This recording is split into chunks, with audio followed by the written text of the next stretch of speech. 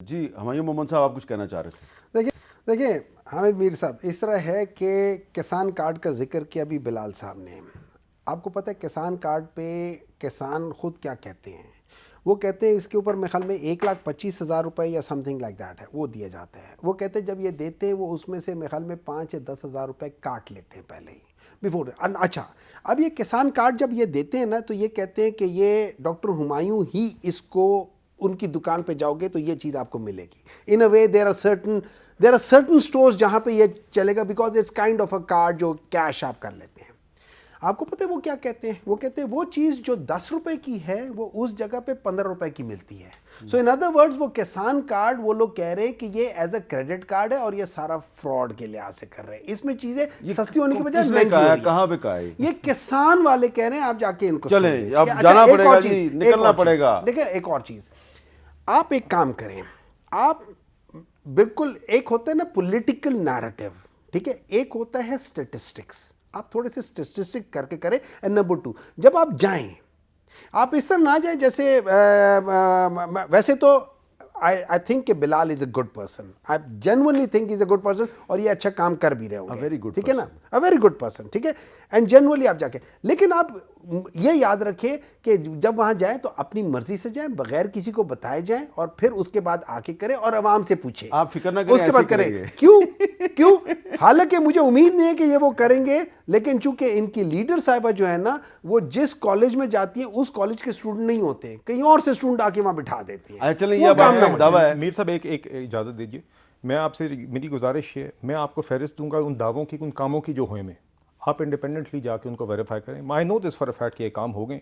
मेरी सिर्फ आपसे एक गुजारिश है, आप उसकी वेरिफिकेशन करें, आपकी टीम, और आप बिल्कुल मुझे बताए बगैर जाइए। मैं हरगिज़ कोई मदाखलत नहीं चाहता, मगर क्योंकि मैं कॉन्फिडेंट हूँ और क्योंकि मैं खुद जिम्मेदार हूँ अपने हल्के में चीज़ें करवाने का और इसका पैरा देने का, तो 1 साल में ये काम हुए। मैं सिर्फ ये आपके सामने पेश करना चाहता था। दूसरी बात ये कि जी मैं गुजारिश करता हूँ कि एक दिन, बड़ी अच्छी बात है हम पंजाब हुकूमत की परफॉर्मेंस के ऊपर एक डिबेट कर रहे हैं, काश इसी तरह की डिबेट हम केपी के बारे में कर सकें। काश इसी तरह की डिबेट किसी दिन हमें अडियाला से ये भी आवाज़ आए कि मेरी खैबर पख्तूनख्वा की हुकूमत की परफॉर्मेंस कैसी है, वहाँ पे हेल्थ और एजुकेशन के निज़ाम के लिए क्या किया जा रहा है। किसी दिन आप हमें अडियाला जेल ले चले ना। नहीं सर, गुजारिश में करने का मकसद ये है कि रोज़ाना उनसे लोग मिलते हैं।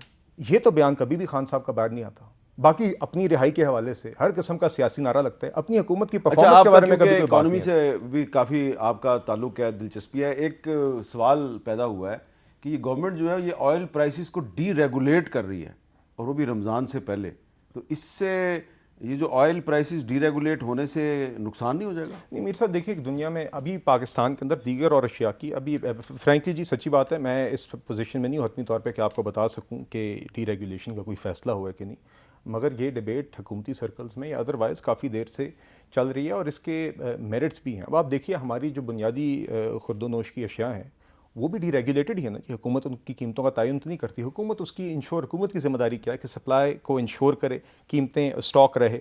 इसी तरह पेट्रोलियम की मसनूआत के अंदर भी दुनिया के दीगर ममालिक की तरह यहाँ पे डीरेगुलेशन का एक केस है ज़िम्मेदाराना तरीके से, ताकि, और उसमें मुझे लगता है कि अगर अच्छे तरीके से हो तो उसमें कीमतों में बेहतरी भी आ सकती है, बजाय इसके कि हुकूमत हर 2 हफ्तों बाद उसका तयन करे।